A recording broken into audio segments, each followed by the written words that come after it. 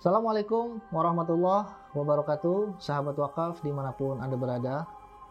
Lagi ramai isu tentang 300 triliun, yang mana vonisnya memang, ya saya nggak tahu ya, kalau menurut sistematis perundang-undangan di Indonesia ya sudah sah ya.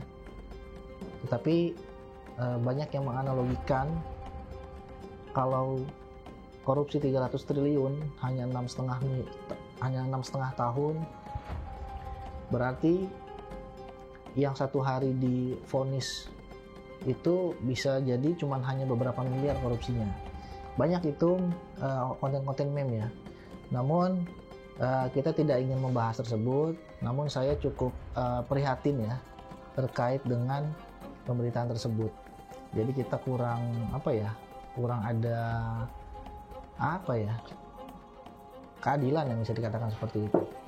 Ya, para sahabat dimanapun Anda berada, kita berbicara tentang Jepang. Jadi Jepang ini memang cukup menjadi sebuah negara yang kontroversial ya, banyak kontroversinya. Dari mulai sumber daya manusia, kemudian dari mulai teknologinya, banyak mobil-mobil itu buatan Jepang ya, yang beredar di seluruh dunia. Juga dari sisi kepercayaannya sampai hal-hal negatifnya. Namun perkembangan Islam di Jepang itu memang cukup signifikan ya, karena memang di Jepang itu tidak sedikit orang-orangnya itu memiliki kepercayaan yang bisa dikatakan tidak percaya dengan adanya Tuhan gitu ya. Jadi mereka menuhankan matahari gitu kan, dan tingkat pernikahan di sana sangat-sangat minim. Jadi mudah-mudahan dengan berkembangnya Islam di sana, dengan banyak yang syahadat di sana, itu bisa menjadi membuka peradaban Jepang itu lebih luas lagi tentunya dengan Islam. Nah, kali ini kita akan membahas seorang profesor yang asli Jepang ya. Asli Jepang. Seorang profesor ini yang gara-gara satu ayat di Al-Quran membuat dia atau menjadikan alasan bagi dia untuk memeluk Islam. Siapa orang tersebut? Langsung saja kita simak ceritanya. Dr. Atsushi Kamal Okuda, seorang profesor sistem politik di Universitas Keio di Jepang yang terkenal skeptis. Kemudian ia berubah menjadi seorang muslim, bahkan sekarang menjadi seorang pendakwah. Sebelum memeluk Islam, Dr. Okuda bisa disebut anti agama. Seorang ilmuwan yang percaya bahwa hidup ini hanya memerlukan ilmu pengetahuan atau sains, sedangkan Tuhan dan agama adalah mitos yang tidak punya bukti secara ilmiah atau tidak bisa dibuktikan secara ilmiah. Siapa sangka hidupnya kini berubah. Dari yang sebelumnya tidak mempercayai Tuhan, tidak percaya dengan agama, sekarang menjadi sosok yang tidak bisa hidup tanpa bimbingan Tuhan, yaitu Allah Subhanahu wa Ta'ala.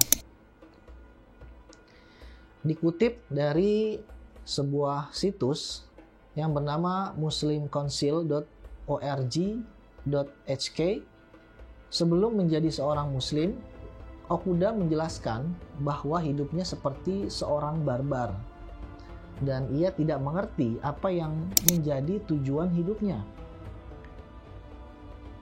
Dr. Okuda mengatakan, sebelum menjadi muslim, hidup saya barbar, sangat barbar, kurang pengetahuan.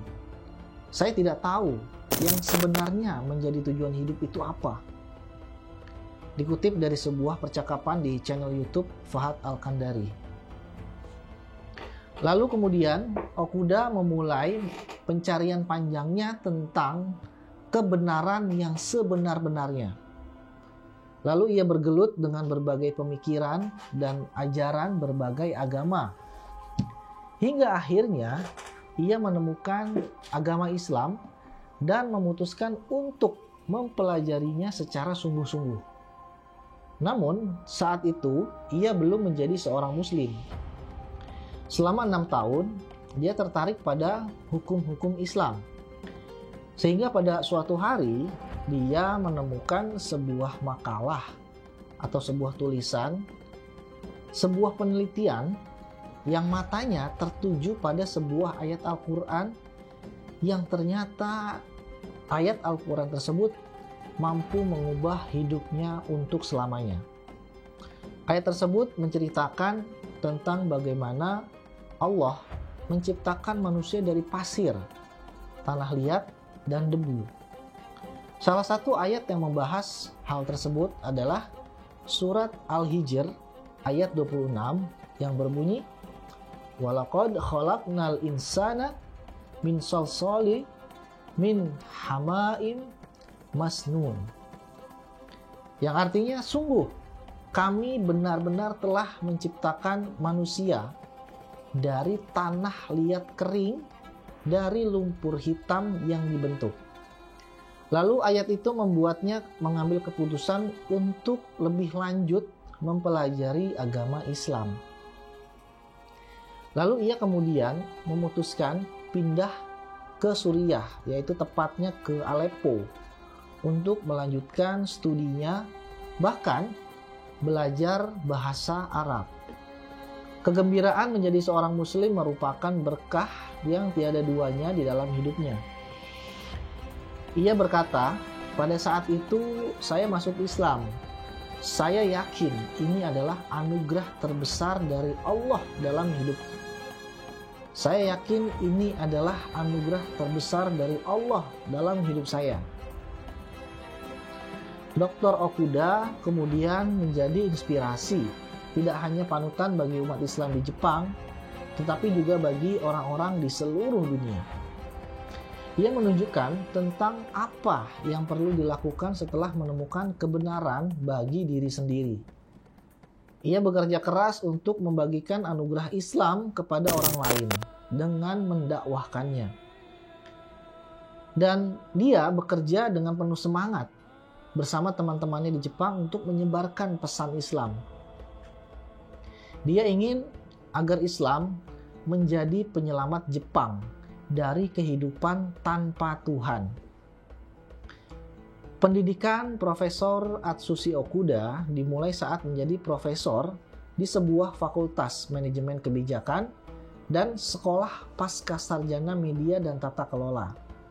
Lalu ia mengundurkan diri dari program doktor sekolah pascasarjana hukum di Universitas Chuo karena telah melampaui masa studi.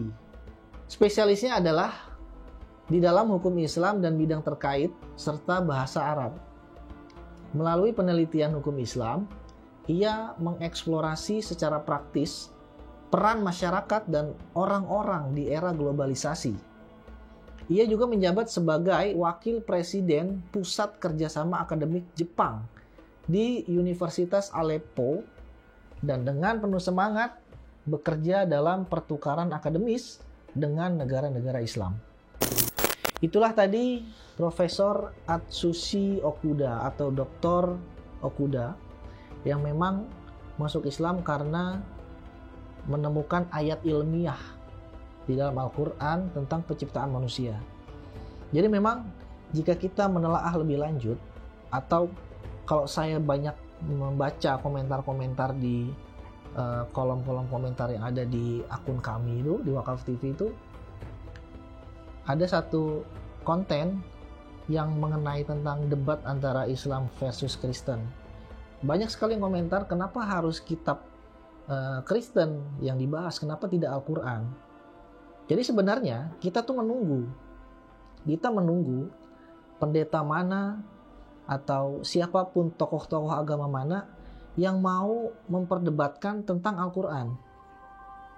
Karena dari banyak ilmuwan yang ada di seluruh dunia yang memeluk Islam, itu kebanyakan mereka itu memeluk Islam karena menemukan risetnya itu di dalam Al-Quran. Nah, sebenarnya jika ada yang ingin memperdebatkan tentang Al-Quran, insya Allah kita akan selalu siap. Karena memang justru kita senang itu. Kita ingin memberitahu bahwa Al-Quran itu adalah satu-satunya kitab yang benar, yang mana semua isi tentang sains yang ada di dunia ini itu ada di dalam Al-Quran. Jadi maka dari itu kita doakan mudah-mudahan Jepang ya itu bisa muncul kembali ke permukaan dengan peradaban Islamnya. Karena peradaban Islam itu disebut istilahnya pada waktu itu adalah Golden Age. Namun sebaliknya, bagi orang-orang non-Muslim, peradaban Golden Age itu justru menjadi peradaban Dark Age. Nah, maka dari itu, menurut mereka, sekarang ini adalah Golden Age bagi orang-orang non-Muslim. Dan bagi orang-orang Islam, sekarang ini adalah Dark Age. Dan nanti, sesuai dengan janji Rasul, yang mana Rasul itu tidak pernah berbohong, setelah ini akan timbul kembali Golden Age, yang mana di situ peradaban Islam akan menguasai dunia dengan seluruh keadilan, dengan seluruh kebijaksanaan, dengan seluruh rahmat yang diturunkan oleh Sang Pencipta untuk umat Muslim dan untuk umat non-Muslim. Kita doakan semua para mu'alaf yang ada di seluruh dunia diberikan istiqomah, dan kita semua yang menonton konten ini bisa diberikan keberkahan yang melimpah dari Allah Subhanahu wa taala. Jangan lupa subscribe channel ini bagi yang belum subscribe agar kita semakin semangat untuk memberikan konten informasi dan edukasi. Dan jangan lupa like, komen, dan share sebanyak-banyaknya. Wassalamualaikum warahmatullahi wabarakatuh. Jadi salah satu hambatan di jalannya, ya ini nih. Nah ini salah satu.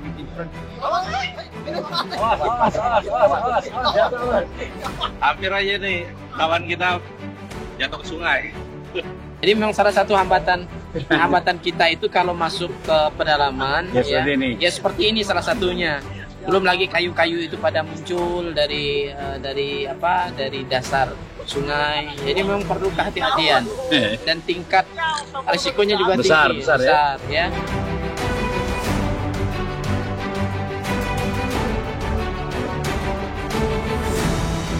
Ya begini kondisi ketika kita masuk ke pedalaman Sintang, Kalimantan Barat, kita memang harus bisa membaca kondisi sungai, kondisi alam. Kalau pada saat air naik kita aman, pada saat air surut maka posisinya kita harus berhati-hati.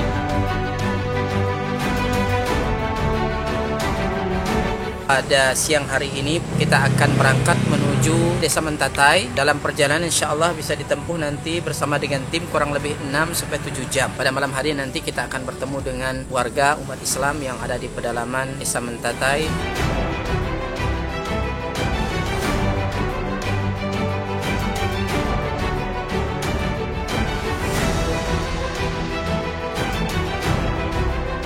Alhamdulillah sudah kurang lebih 600 mu'alaf yang masuk Islam dengan asbab dakwah ini. Dan tentunya ini tidak hanya sebatas mereka memeluk Islam, tetapi masih banyak PR-PR yang harus kita selesaikan. Dalam hal ini kami membina mereka membutuhkan Al-Quran untuk kita sampaikan kepada mereka yang menjadi sarana mereka dekat dengan Allah Subhanahu wa ta'ala.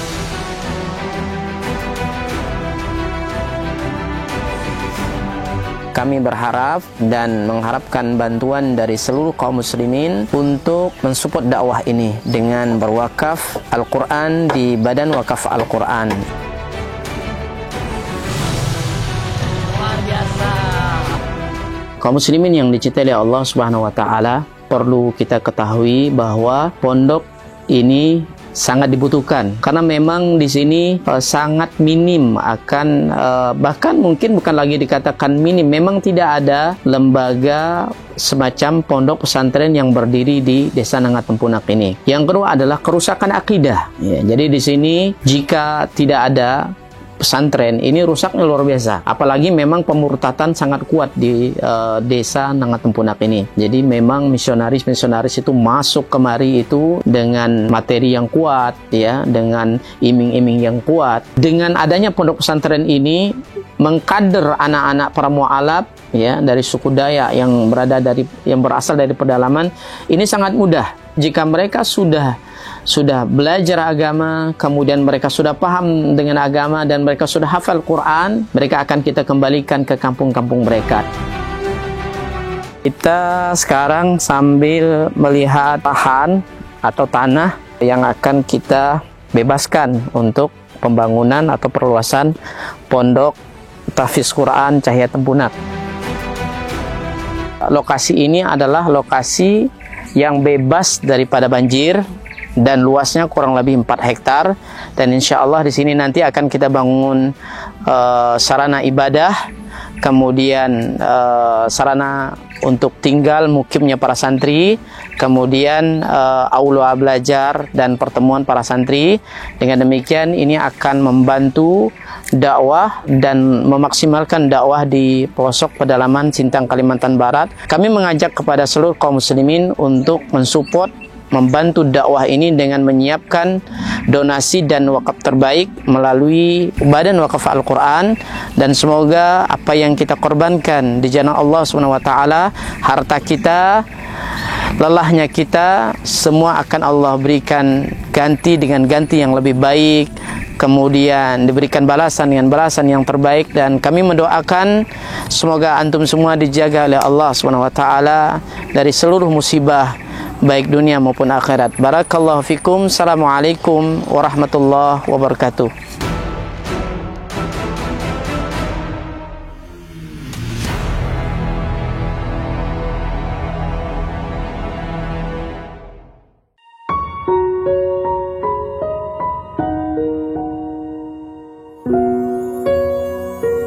Thank you.